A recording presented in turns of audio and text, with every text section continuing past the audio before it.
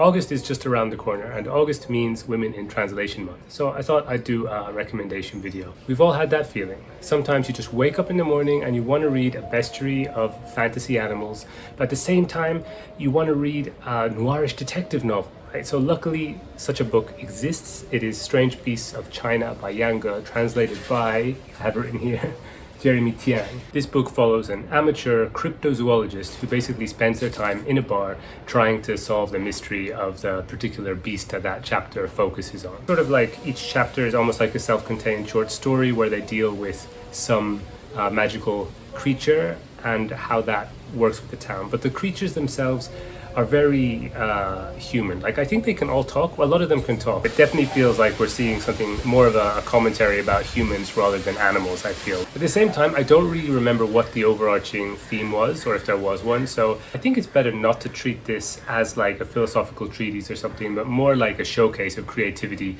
and to just enjoy the vibes. It does create a very particular mood, which is quite ambitious and unique. Next up is the film script of Hiroshima Mon Amour, written by Marguerite Duras and translated by Richard Seaver. It might seem like cheating almost to include a film script here, like why not just watch the movie, which is a finished product, right?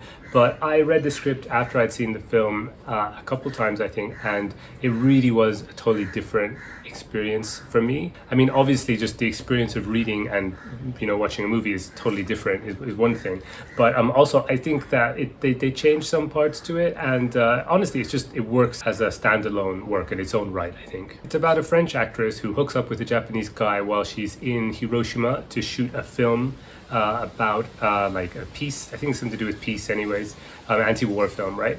And they spend their time kind of in dialogues which are very elliptical and French, and like walking around the streets at night and going into smoky bars. Her relationship and love for this Japanese guy kind of reawakens and draws out her own traumas from World War II, because like this is set in like in the aftermath, right, in the post-war period, and her experiences, her trauma is also to do with love. This is a story about love, but it's a very lonely, desolate, and yet passionate love. It's about like also how much love and trauma connect, and how much we can understand somebody else's trauma, really, another person or another people's trauma, like to what extent that's even possible. It's very expressionist, it's very artsy, which I don't know, I think for me personally that's a way that I enjoy consuming romance in like fiction. If I read it now, I think I would be a lot more interested in the Orientalist aspects of it, right? Because it's a character, you know, a white person going to Asia and like kind of using Asian trauma as a salve for their own traumatic experiences.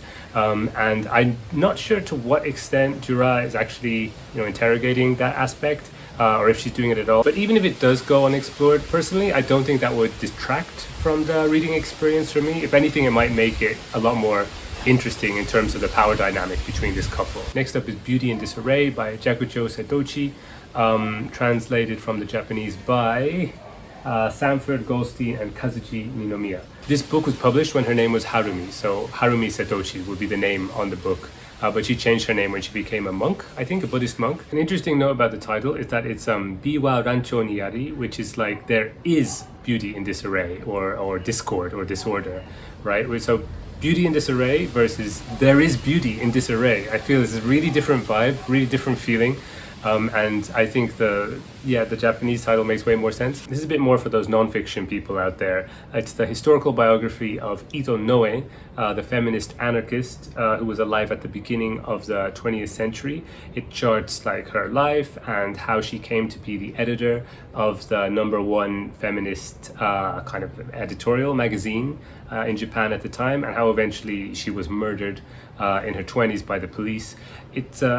The murder actually happens at the very beginning, or it's retold at the very beginning. The first chapter is kind of interesting because it has the author, Jakucho Setouchi, going to Fukuoka, where Itonoe comes from, and interviewing her family and like just looking at the sea and trying to like kind of gather material and like a sense of like how to approach this character.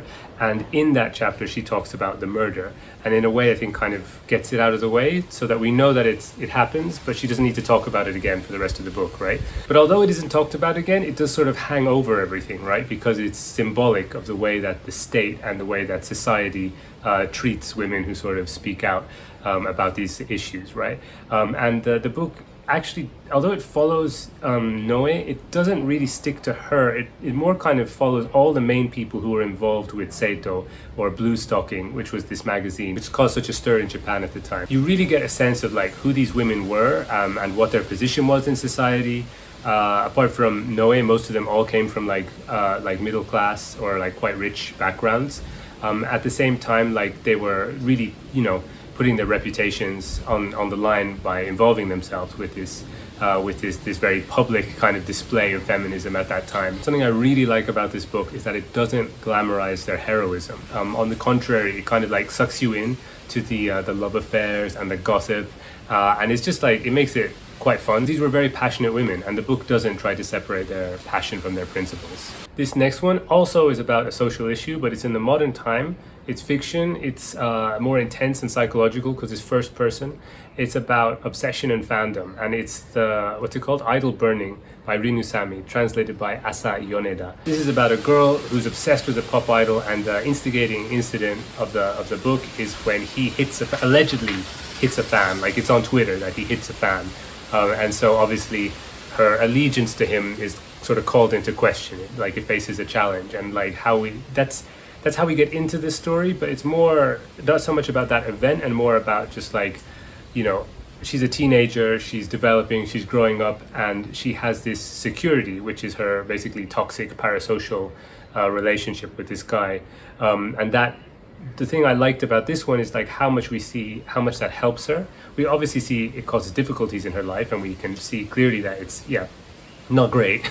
But the way that it also supports her and gives her something positive in life to go through some of the very difficult things she has to deal with like friends and family and so on, and just like growing up. Like, this isn't a book about condemnation, and I really like that, the way that we can see not only the downsides of what's obviously like a toxic culture and a toxic relationship, but also the way that it brings positivity and resilience to her life. It shows that it's more of a complex issue than just saying something is good or bad. And finally, my last recommendation. I thought about this book recently because I saw an article in the New York Times which was titled something like "The First Great Perimenopausal Novel." And I thought, okay, I don't know the book they were talking about, so I'm not knocking the book or anything like that. I'm sure it's great. But yeah, this person obviously hadn't heard of The Dangerous Age, written by Karin Michaëlis and translated by I don't know who into English. Like, I've looked for it before, I can't find it. I think it was anonymous. I think it's a pretty old translation, But anyway, yeah, this is a book that was published in 1910. It's about a woman called Elsie Lintner who gets a divorce and then goes off to live on an island. She basically feels that she's at the age where society no longer sees value in women. So her response to that is to say, bye-bye society, I'm going to an island. She doesn't give up her middle-class comforts. She brings a servant and a cook. But her plan is to sort of divorce not only her husband, but also divorce like human society in general. And haven't we all felt like that sometimes? I read this when I was a teenager, I think, like I was 19 or something, and I related so much to Elsie Lintner. We hear her story in scraps of diary entries and letters that she's been writing. It creates this sort of patchwork sense, but all the way through, her character is really strong. It's really proud, it's ridiculous, and because of that, it's all the more endearing and lovable. Such a fun voice and such an engaging book. My all-time favorite epistolary novel. So if you want to read like a classic and get that kind of epistolary feeling, then this is my recommendation for you. So that's my list. Let me know if you have any plans for Women in Translation Month. Let me know if you have any recommendations from me. Put that down in the comments, and I'll catch you in the next video. Bye bye.